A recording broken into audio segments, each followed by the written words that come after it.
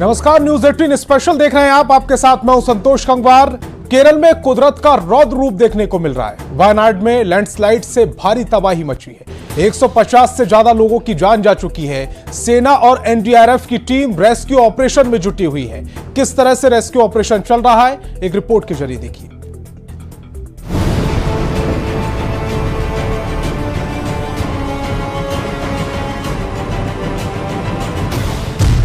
कुदरत के कोप से कांप उठा केरल। पहाड़ से आई तबाही वाली लहर, लैंडस्लाइड से थर्राया वायनाड शहर। ये प्रकृति के प्रहार की वो तस्वीरें हैं जिन तस्वीरों ने देखते ही देखते वायनाड के मेप्पाडी का नक्शा तबाह कर दिया। अभी लोग ठीक से सोकर उठे भी नहीं थे कि भारी बारिश के बाद पहाड़ से उतरी हाहाकारी लहरों ने बर्बादी का सायरन बजाना शुरू कर दिया। आसमानी आफत की वजह से हुए जबरदस्त लैंडस्लाइड ने कुछ ही घंटों के भीतर सब कुछ तहस नहस कर दिया। पहाड़ से उतरी हाहाकारी लहरों के सामने जो पड़ा, ये लहरें उसे बहाकर अपने साथ ले गई। Directed the force and NDRF to reach there for immediate this rescue actions. They already moved, and from Kerala and outside Kerala, South India, these all forces are alerted. And I think the NDRF team from other state also moved already, and Air Force might have reached there now, and Navy and Army also reaching there. कोई कुछ समझ पाता, इससे पहले ही सैलाब ने पूरे इलाके को घेर लिया। न सैलाब की जद में आने वाले इंसान बचे और न इंसानों द्वारा बनाई गई कोई इमारत। एक झटके में सैलाब और लैंडस्लाइड ने सब कुछ लील लिया। यही वजह रही कि देश के प्रधानमंत्री नरेंद्र मोदी ने कुदरत के इस रौद्र रूप पर अपनी संवेदनाओं को जाहिर किया। वायनाड के कुछ हिस्सों में लैंडस्लाइड से व्यथित हूँ। मेरी संवेदनाएं उन सभी लोगों के साथ हैं जिन्होंने अपने प्रियजनों को खोया है और जो घायल हुए हैं। उनके लिए प्रार्थना करता हूं। सभी प्रभावितों की सहायता के लिए रेस्क्यू ऑपरेशन जारी है। केरल के मुख्यमंत्री से बात की और केंद्र की ओर से हर संभव मदद का भरोसा दिया। पहाड़ से उतरी ये खतरनाक लहरें अपने साथ कई गाड़ियों को भी तिनके की तरह बहा कर ले गईं। आनन फानन में राहत और बचाव के लिए टीमों को लगाना पड़ा, लेकिन इस भयानक तबाही के बीच डैमेज कंट्रोल करना हरगिज आसान नहीं था।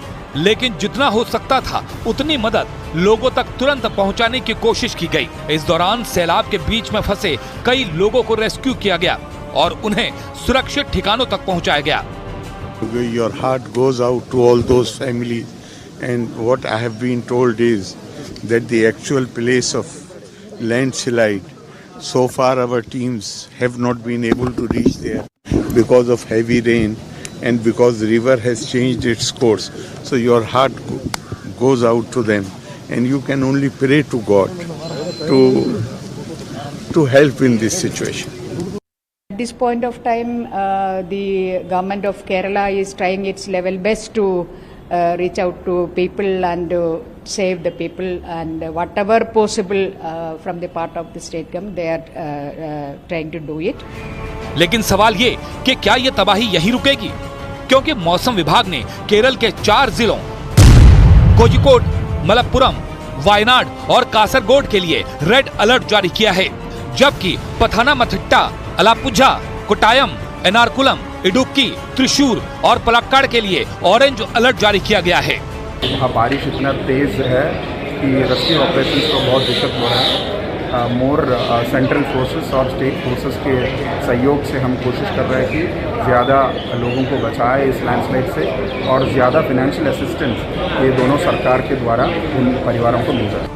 वायनाड में आए सैलाब के बाद रेल यातायात पर जबरदस्त असर पड़ा है, जिस वजह से ट्रेनों को भी रद्द किया गया है। फिलहाल राहत और बचाव की टीमें रेस्क्यू में जुटी हैं और नुकसान का आकलन कर रही हैं, क्योंकि जो तस्वीरें इस वक्त दिखाई दे रही हैं वो यही साबित कर रही हैं कि अभी इस कुदरती आपदा से निपटने में अच्छा खासा वक्त लग सकता है। और केरल के पहाड़ी वायनाड जिले में भारी बारिश के कारण हुए भूस्खलन में महिलाओं और बच्चों समेत 150 से ज्यादा लोग काल के गाल में समा गए। त्रासदी की भयानकता का अंदाजा इसी बात से लगाया जा सकता है कि बचाव कर्मियों को नदियों और कीचड़ से लोगों के शरीर के अंग मिल रहे हैं। मलबे में सैकड़ों लोगों के फंसे होने की आशंका है। कई मकान मलबे में ढेर हो चुके हैं। लोग जान बचाने के लिए बिलख रहे हैं। राहत बचाव कर्मी बड़ी मुश्किल से पीड़ितों तक पहुंच पा रहे हैं। हम APJ Abdul Kalam community hall के सामने हैं। ये कम्युनिटी हॉल को अभी मेकशिफ्ट मॉर्चरी बनाया गया है। अभी तक तकरीबन 94 बॉडीज़ को इधर लाया गया है। जो लोग इस लैंडस्लाइड में विक्टिम हुए हैं उनको लाया गया है। कुछ और घंटे में 2 घंटे में शायद 32 और बॉडीज़ आएंगे। इधर 25 बॉडी पार्ट्स भी आएंगे। आप देख सकते हैं इधर एक लंबा क्यू है एम्बुलेंसेस का, रिलेटिव्स का बॉडीज़ को आइडेंटिफाई करने के लिए। काफ़ी सारे बॉडीज़ अभी तक आइडेंटिफाई नहीं हुए हैं और 32 और बॉडीज़ इधर अगले 2 घंटे में सरकार इधर लेके आएंगे 32 और बॉडीज़ को। और चुरलमला, मेपाडी और मुंडकई ये जगहों में काफ़ी सारे लोग अपने रिलेटिव्स को, अपने फैमिली मेम्बर्स को अभी तक ढूंढ रहे हैं। सर्च और रेस्क्यू ऑपरेशन भी अभी चल रहा है। सुबह से रेस्क्यू एफर्ट्स अभी तक चालू है। वेदर एक चैलेंज हो रहा है अभी। कल रात को भी रेस्क्यू एफर्ट्स को सस्पेंड करना पड़ा क्योंकि बारिश का वार्निंग था। और एक फियर है कि अगर दोबारा से ज़ोरदार बारिश होगा तो शायद कुछ जगहों पर लैंडस्लाइड्स फिर आ सकते हैं। इसीलिए रेस्क्यू टीम्स भी अभी थोड़ा कॉशियसली इस रेस्क्यू ऑपरेशन को चालू दे रहे हैं। और अभी तक 100 से ज़्यादा लोग इसमें विक्टिम हो गए हैं। और इधर थोड़ा फियर है। लोगों को लगता है कि जब ये रेस्क्यू ऑपरेशन रिमोट एरियाज़ में जाएगा शायद ये तादाद जो है, डेथ टोल जो है वो ज़्यादा होगा इससे। वायनाड से कैमरा पर्सन रियाज के साथ हरीश उपाध्याय, न्यूज़ 18। और केरल के वायनाड में बारिश और भूस्खलन से भारी तबाही हुई है। अभी तक 150 से ज्यादा लोगों की मौत हो चुकी है। इस हादसे में वैशाली के रहने वाले 6 से ज्यादा लोग लापता हैं, जबकि एक युवक घायल है। तो वहीं 2 लोग इस हादसे में बाल बाल बच गए। वैशाली के पोझा गांव के कई लोग मजदूरी करने के लिए वायनाड गए थे।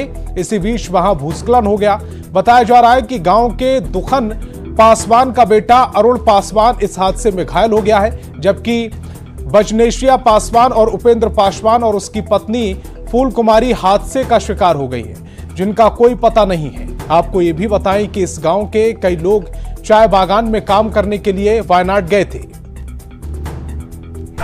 अभी तो 1.5 महीना गेले होला। क्या करते थे?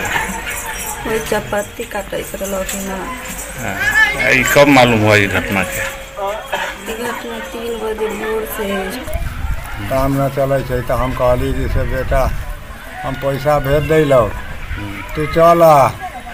तो अच्छा कबो भी ने ताले तो राते में घटना हो गई 2 बजे के बाद।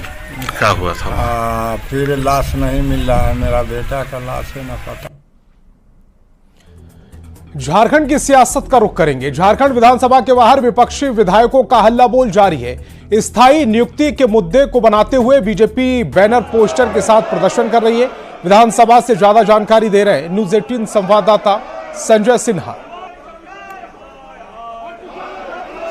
विधानसभा के बाहर विपक्ष का प्रदर्शन आज भी जारी है और आज जो प्रदर्शन है वो इरादा नौकरी के वादे को लेकर है। आप देख सकते हैं कि यहाँ पर जो है बीजेपी विधायक जो है, जो राज्य सरकार का वादा था जो है, उस वादे को लेकर के जो नौकरी में परमानेंट करने का जो वादा था उसी को लेकर प्रदर्शन किया जा रहा है। तमाम तरह के बैनर पोस्ट आप देख सकते हैं कि मनरेगा कर्मियों के परमानेंट करने के वादे का क्या हुआ, आंगनबाड़ी सेविका, सहायिका, पारा शिक्षक, आपको यहाँ पर सहायक पुलिसकर्मी, होमगार्ड जवान, तमाम ऐसे जो हैं जहां नियुक्ति को लेकर परमानेंट करने का वादा था, विपक्ष उससे ही निशाना बना रहा है। आज जो आप लोग प्रदर्शन कर रहे हैं, क्या अस्थायी नियुक्ति को लेकर, वादे को लेकर है?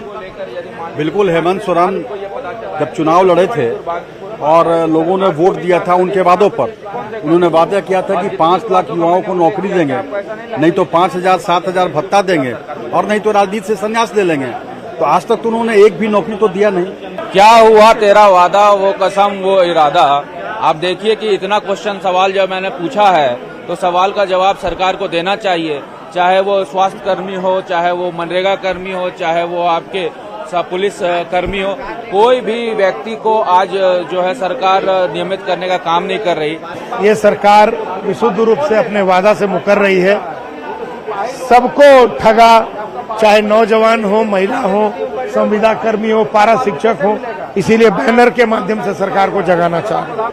हेमंत सरकार वादा पूरा करो, इस उद्घोष के साथ सदन के अंदर और सदन के बाहर हम आवाज बनने वाले हैं। तो सदन के बाहर विपक्ष जो है अपनी आवाज को बढ़ाने की कोशिश कर रहा है मुद्दों के जरिए, साथ ये बताने की कोशिश कर रहा है कि 2019 में राज्य सरकार जिन वादों के साथ सत्ता में आई थी उन वादों का क्या हुआ। आप देख सकते हैं कि यहाँ से लेकर आज एक छोर से दूसरे छोर तक सीधे यहाँ पर जो है बैनर पोस्टर के जरिए विपक्ष सरकार को झकझोरने की कोशिश कर रहा है। सरकार को खासकर नियुक्ति को लेकर वादों को याद दिलाने की कोशिश कर रहा है। कैमरा मैन प्रभाकर के साथ संजय कुमार सिन्हा, न्यूज 18 रांची। और मुंबई पुलिस ने लव जिहाद और कत्ल के आरोप में वांटेड दाऊद को गिरफ्तार कर लिया है। यश श्री के कातिल को पुलिस ने कर्नाटक के गुलबर्गा से गिरफ्तार किया। ऑटो चलाने वाले दाऊद को लेकर पुलिस ने चौंकाने वाला खुलासा किया है। जांच में पता चला है कि पॉक्सो में हुई एफआईआर का बदला लेने के लिए दाऊद ने यश श्री का कत्ल किया।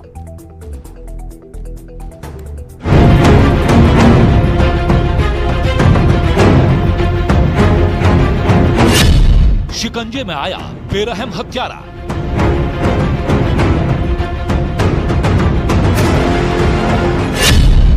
यश श्री का कातिल कर्नाटक से गिरफ्तार। गुलबर्गा से हुई दरिंदे दाऊद की गिरफ्तारी, जिसने बदले के लिए एक घर की बेटी को मार डाला, जिसने बदले के लिए इंसानियत के टुकड़े टुकड़े कर डाले, वही दरिंदा दाऊद शेख पुलिस की गिरफ्त में आ चुका है। मुंबई पुलिस ने यश श्री के गुनहगार आरोपी दाऊद शेख को 523 किलोमीटर दूर कर्नाटक के गुलबर्गा से गिरफ्तार किया है। पिछले 3 दिन से पुलिस आरोपी दाऊद शेख की गिरफ्तारी के लिए चप्पे चप्पे को तलाश रही थी और आखिरकार पुलिस की कोशिश रंग लाई तो अपने गुनाहों से भागता फिर रहा दाऊद गुलबर्गा में गिरफ्तार कर लिया गया। इस बीच यश श्री हत्याकांड से जुड़ा एक सीसीटीवी फुटेज भी बरामद हुआ है।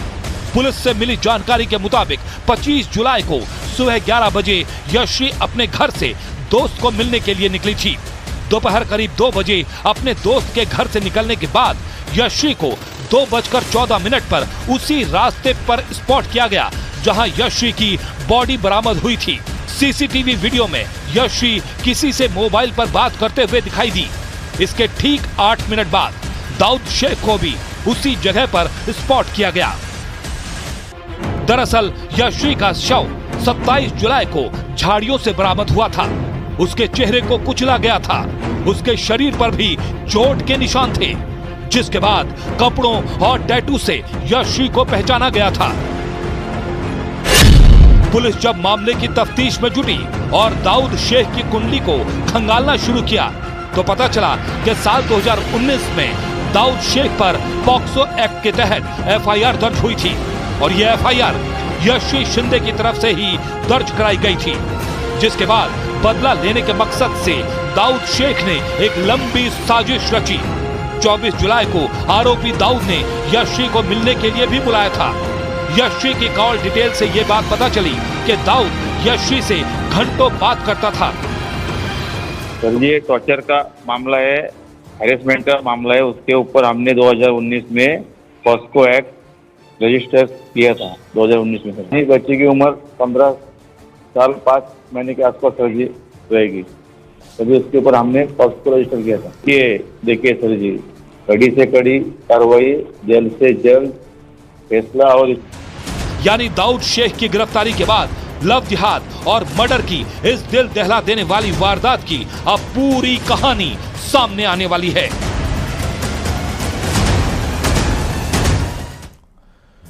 और पेरिस में चल रहे ओलंपिक 2024 में भारत के खिलाड़ी मनु भाकर ने शूटिंग में दूसरा कांस्य पदक जीत लिया।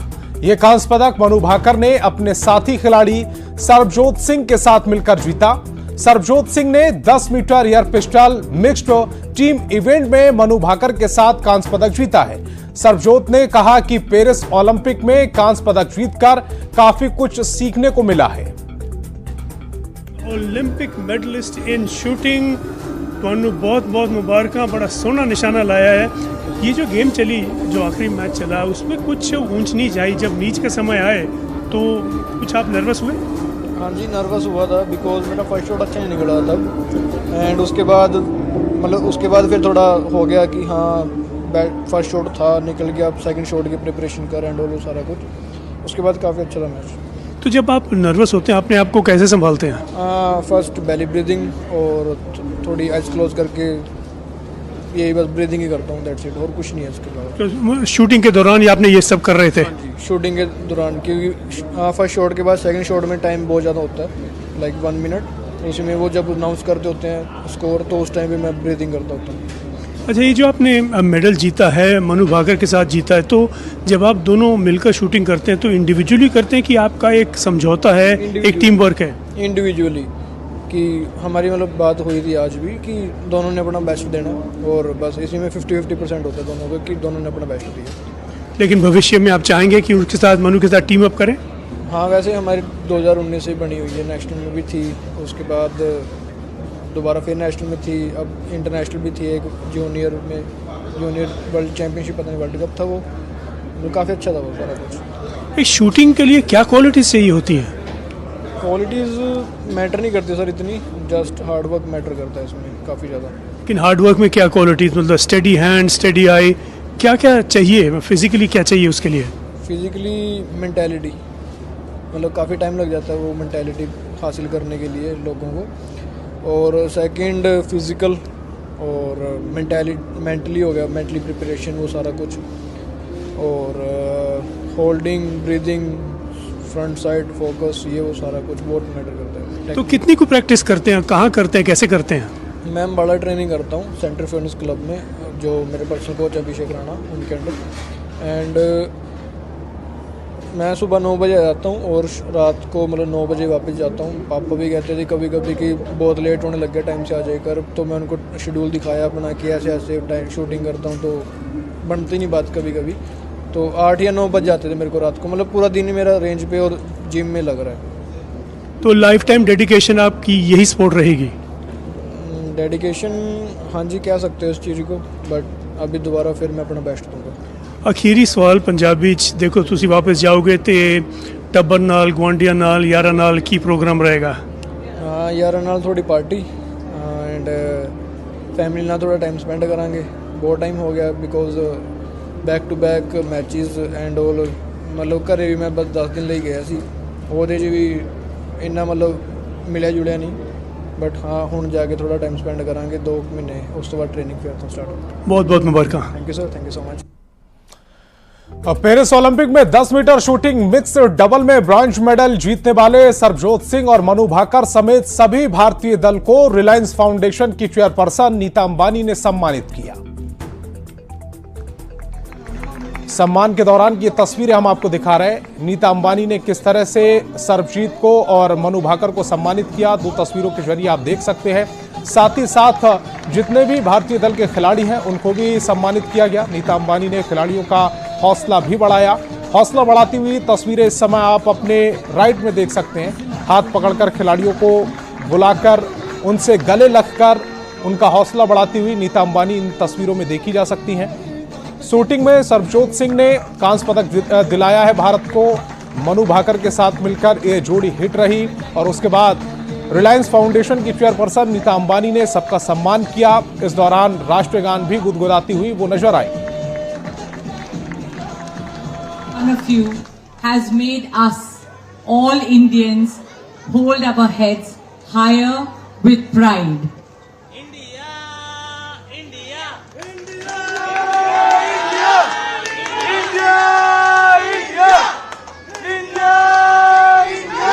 Athletes, you have shown us that the power to inspire lies in the courage to break barriers and redefine the possibilities for future generations. You have shown us that the power to inspire lies in your hard work, dedication, tireless long hours of training, and of course, the support and blessings of your parents and families. तो news 18 special में फिलहाल इतना ही। आप देखते रहिए news 18 Bihar Jharkhand.